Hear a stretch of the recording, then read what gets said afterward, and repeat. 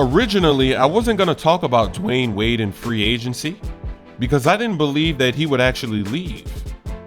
He definitely doesn't want to leave. He wants to stay, but the developments that are coming out now are very interesting, so we have to talk about this. So apparently, the Miami Heat have offered Dwyane Wade $10 million a season. And Wade was so angry at this initial offer that he started reaching out to other teams in a serious manner. They are so deadlocked on negotiations, it's not looking good. Obviously, when you negotiate, that's how you get it done. You don't start off with the high numbers. You start off both kind of far away and you make your way into the middle. But Wade was so offended by the start of 10 million that he literally said, nah, I ain't playing these games, these negotiating games. I'm going to get real numbers from real teams, real interest to let them know what the situation is. That's why you see the Milwaukee Bucks offering money. The Dallas Mavericks, even the Chicago Bulls have been thrown into the mix. And I've even heard the New York Knicks in the mix. This is crazy. And Wade is getting offers like 19 million a season, 20 million a season. And the Miami Heat supposedly are only offering 10 million a season. So let's take a look at the math to figure out if this is actually true. So right now, the Miami Heat are at $48 million and the cap is $94 million. The Heat only have 4 players on the books right now. They have Chris Bosh, Dragic, Josh McRoberts, and Winslow. And if you remember yesterday, they've already agreed to sign Hassan Whiteside, and his deal is basically a max deal. It's $98 million for 4 years. So that comes out to $24 million. So if you add Whiteside to the mix, now all of a sudden the Heat salary cap is at $72 million. And the cap is supposed to be $94 million. So if you give Wade $20 million, now you're at $92 million, but you only have 6 players on the team. And then the Miami Heat are trying to get Kevin Durant. So how can you get Kevin Durant if you only have $2 million left to spend and you've got 6 spots to fill? This is crazy. This is why Dwyane Wade, this time he's literally thinking of leaving, because even without Kevin Durant in the picture, if you add Wade, you have $2 million to fill 6 spots. And Wade doesn't want to hear that nonsense because he's been taking less money for the last 5 to 6 seasons. He actually took the biggest pay cut to get LeBron and Chris Bosh to join. And in his entire career, he's never been the highest paid player on the Miami Heat. This is a guy that has sacrificed money time and time again. He doesn't want to hear now that he can't get paid. And you see what everybody else is getting.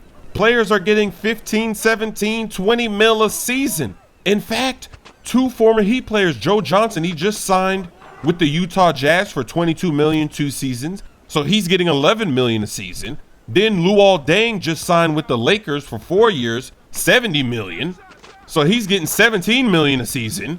Clearly on this Heat team, they have to do something about Chris Bosh, because right now, if he doesn't play because of that medical issue with the blood clots, he's taking up 25% of the cap and he's not playing. So that's bad. Then you also have McRoberts and you got Dragic. Dragic has a pretty big contract. So they're going to have to move Dragic if they're even thinking about keeping Wade.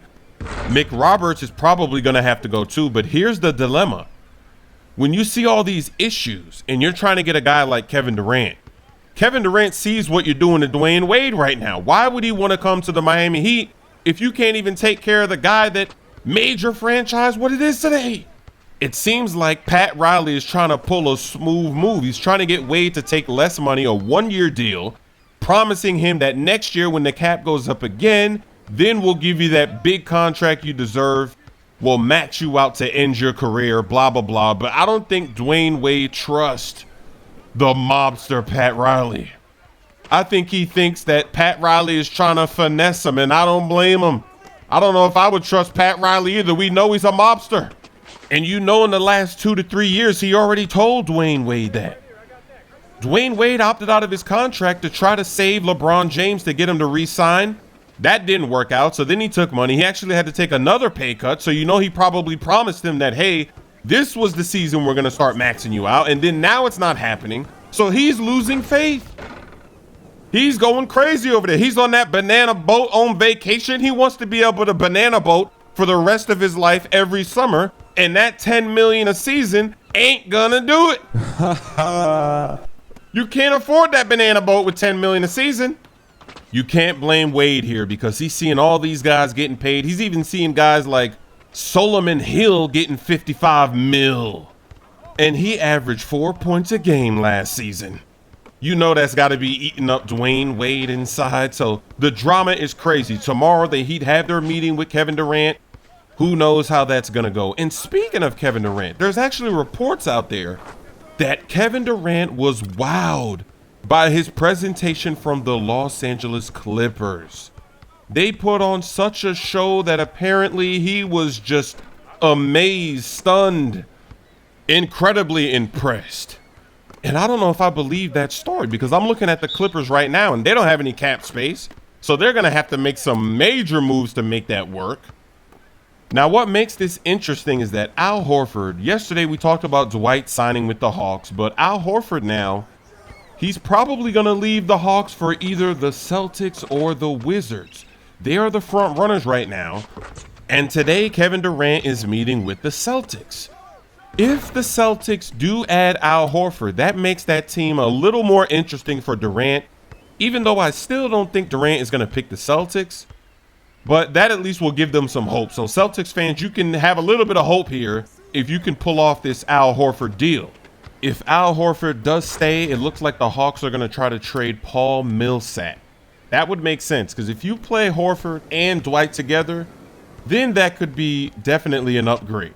But if you're going to keep them together and keep Paul Millsap, you're kind of in a tough spot because you're paying Millsap $20 million a season. You don't want to have a guy like that coming off the bench. They're almost the same player.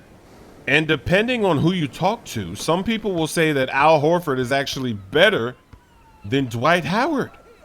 So let's take a look at their stats for last season. Al Horford averaged 15 points a game, and Dwight Howard averaged 13 points a game.